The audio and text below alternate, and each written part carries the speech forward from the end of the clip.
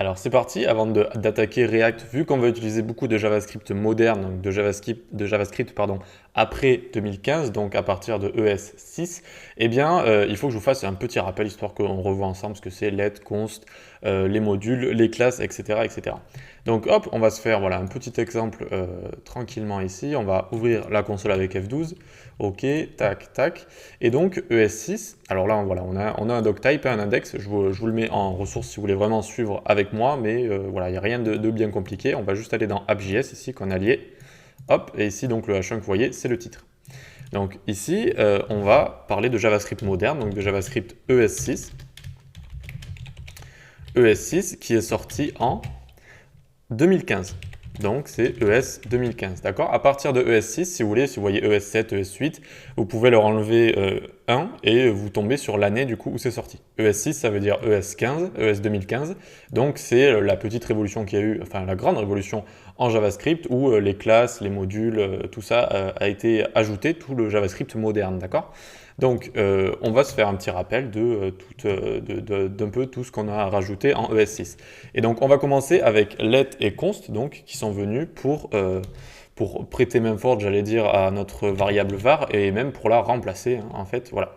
Donc, notre variable var, elle est function scoped, c'est-à-dire qu'elle va pouvoir être lue dans toute la fonction dans laquelle elle va être déclarée, d'accord? Si je déclare une variable dans une fonction, elle va pouvoir être lue partout dans cette fonction. Et donc ça peut poser problème parce que nous, on aimerait bien que c'est une portée précise et pas dans toute la fonction. Et c'est là qu'est venu let et const, qui sont, eux, block scoped variables. D'accord? Donc eux, ils vont simplement pouvoir être lus dans le bloc dans lequel ils sont créés. Et donc c'est parti, on va se faire un exemple. Imaginons ici, j'ai une fonction foo. Hop, on va faire une boucle for, var i égale 0, i inférieur à 5, i plus, tac, tac, et donc là on va log i. Hop là, et donc c'est parti, maintenant on va appeler notre fonction, tac, et donc normalement ici, vous voyez 0, 1, 2, 3, 4. Nickel, on arrive à lire notre i ici, notre var qu'on a déclaré dans ce bloc et dans cette fonction.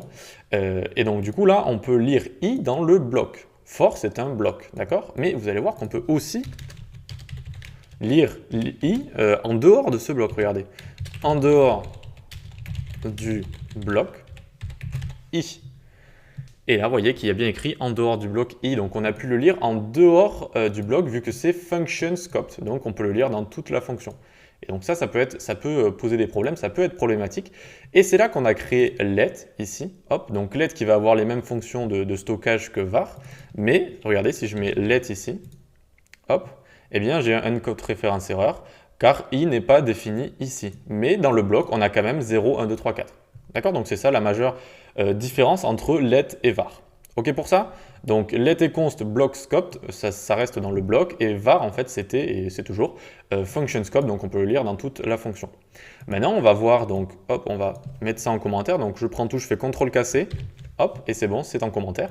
En dessous maintenant on va voir const, donc const très facile en fait, on va déclarer par exemple const nom est égal Jean, hop, et donc maintenant on ne peut plus réassigner ou redéclarer cette variable, d'accord? Donc si là je la log, hop, on va mettre nom, donc là on a bien Jean qui apparaît ici. Par contre, si je fais nom est égal par exemple Juliette, eh bien ça va me mettre une erreur, hop, car je ne peux pas réassigner notre variable vu que c'est une constante, voilà, tout simplement. Donc ok, c'est bon, c'est tout hein, pour voilà, premier rafraîchissement, premier rappel, let et const vs nos variables, on va dire, pré-ES6. Ok, donc si vous avez des questions, n'hésitez pas à en poser, là je vous ai vraiment montré les différences majeures. Donc on va attaquer, on va continuer dans la prochaine vidéo pour, voilà, je ne vais pas faire des vidéos trop longues, on va continuer ce rappel ES6 encore pour quelques vidéos. Allez, à tout de suite.